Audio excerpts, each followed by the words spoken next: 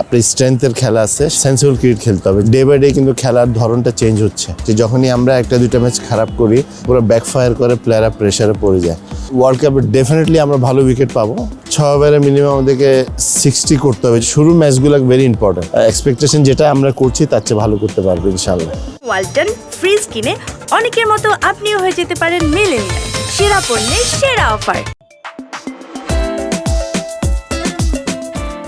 Team মোটামুটি ভালো হয়েছে। আপনার মেরাজ আর সাইফুদ্দিনের জন্য হয়তো আমার কিছু খারাপ লাগছে। আর সাইফুদ্দিন ঠিক আছে, অনেকদিন পর ইনজুরি থেকে আসছে। ওর হয়তো যারা সিলেক্টর আছে বা টিম ম্যানেজমেন্ট যারা আছে ওনারা যেটা চিন্তা করেছে সেটাই। বাট মোস্ট প্রবাবলি টিম ভালো, বাট মেরাজ থাকলে আমাদের অপশনটা আরও বেশি থাকে। ইম্পর্টেন্ট যেটা হয়েছে যে শর্ট ফর্মেটে আমরা কীভাবে আমাদের অ্যাপ্রোচটা থাকবে, কী ধরনের খেলা আমরা খেলছি, সেটা হলো ভেরি ইম্পর্টেন্ট। প্রথম 6 ওভার ভেরি ইম্পর্টেন্ট আপনার ব্যাটিংয়ে, শেষের 5 ওভার আমাদের বলিংটাও ভেরি ইম্পর্টেন্ট। আপনার সব কিছু ইম্পর্টেন্ট, বাট এই দুইটার দিকে কিন্তু আমাদেরকে অনেক আগে থাকতে হবে, আদারওয়াইজ ম্যাচটা সার্ভাইভ করা ডিফিকাল্ট হবে। আর যেহেতু আমাদের এক্সপেকটেশন অনেক হাই, সেটা কিন্তু একদিক দিয়ে আমাদের প্লেয়ারদের জন্য অনেক বড় একটা নেগেটিভ রোল হয়ে আসে। যখনই আমরা একটা দুইটা ম্যাচ খারাপ করি তাহলে সেটা কিন্তু পুরো ব্যাকফায়ার করে প্লেয়াররা প্রেশারে পড়ে যায়।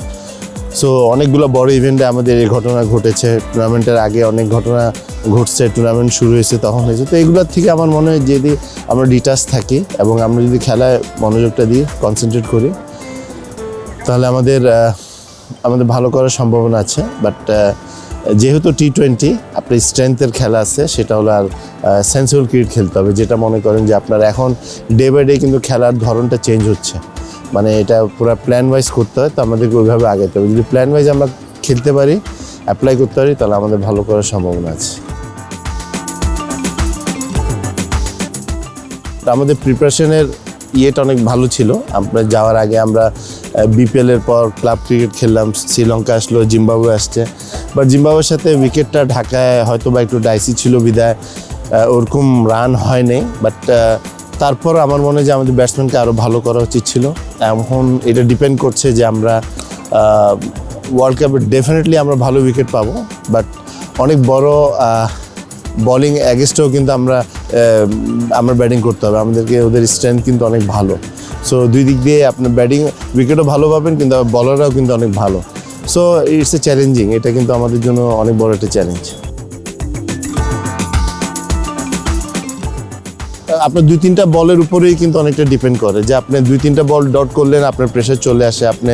বাট এটা ওই যেটা শুরুতে বললাম যে আপনার টিম ওয়াইজ খেলাটা ভেরি ইম্পর্টেন্ট। প্রথম 6 ওভারে মিনিমাম আমাদেরকে 60 করতে হবে যদি উইকেট ভালো থাকে।